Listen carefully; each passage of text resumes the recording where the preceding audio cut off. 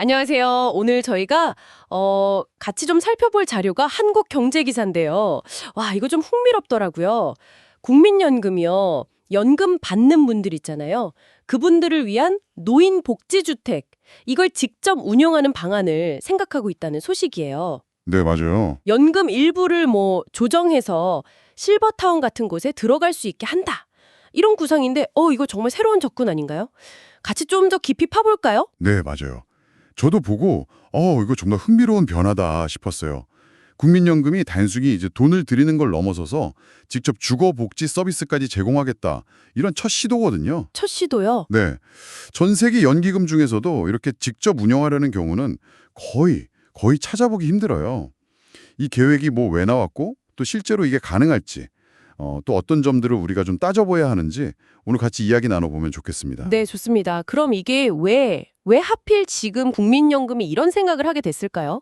기사 보니까 역시, 우리나라가 너무 빨리 초고령 사회로 가고 있잖아요. 그렇죠. 예상보다 훨씬 빠르죠. 네. 그리고 특히 그 중간소득층 어르신들, 이분들 주거 문제가 생각보다 심각하다. 이런 판단이 크게 작용한 것 같아요. 맞습니다. 그 부분도 있고요. 또 기사에서 지적하는 게 2012년 이후로는 이렇다 할 새로운 노인 복지 사업이 없었다는 점도 좀 배경이 된 것 같더라고요. 그렇군요. 거의 10년 넘게? 네. 그런 상황에서 이제 국민연금이 노인복지주택 사업 타당성 검토 연구 용역 이걸 시작한 거죠. 올해 12월까지 이게 정말 사업성이 있는지 그리고 또 공공 목적에는 잘 맞는지 이걸 따져보겠다는 거예요. 수익성하고 공공성 둘 다요? 좋죠. 둘 다 중요하니까요.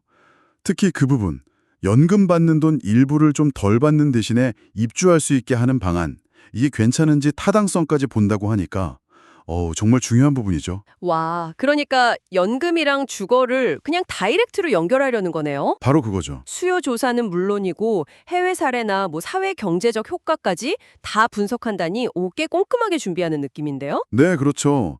이게 연금 자체하고 주거 접근성을 직접 연결하려는 시도라는 점에서 진짜 주목할 만해요.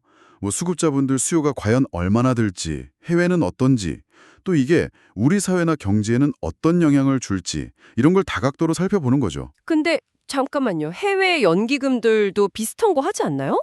저 어디서 본 것 같은데? 캐나다나 네덜란드 같은 곳들요?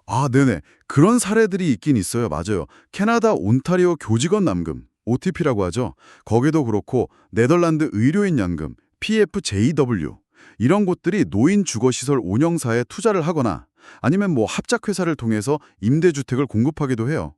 호주나 덴마크도 좀 비슷하고요. 그럼 비슷하네요. 근데 좀 달라요.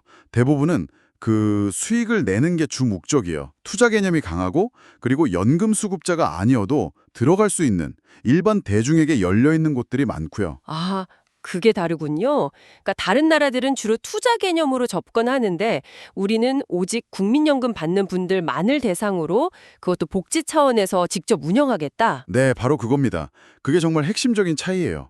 국민연금처럼 오직 수급자만을 대상으로 복지 증진을 딱 목표로 삼고 직접 운영하려는 사례는 세계적으로도 매우 드물어요. 야, 그래서 여기서 이제 가장 중요한 질문이 나오는 거죠. 어떤 거죠?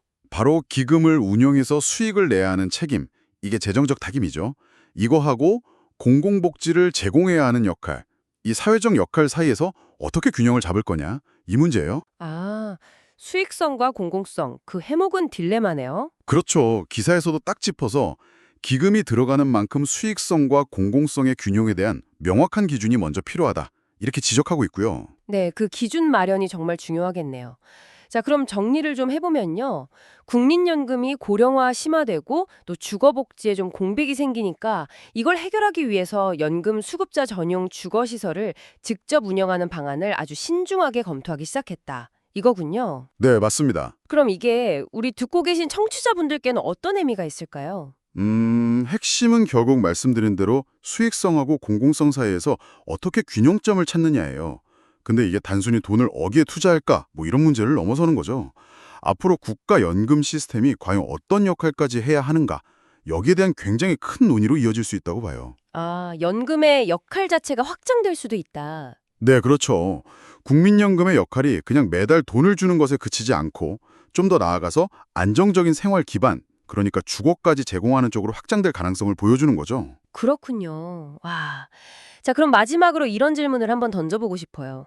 만약에 이 계획이 정말 현실이 된다면 여러분의 은퇴 계획이나 또 국민연금에 대한 생각이 어떻게 바뀔 것 같으세요? 어쩌면 월급처럼 매달 받는 연금액만큼이나 내가 은퇴 후에 안정적으로 살 곳을 확보하는 것, 이게 노후 준비의 또 다른 핵심이 될 수도 있겠다는 뭐 그런 생각이 드네요.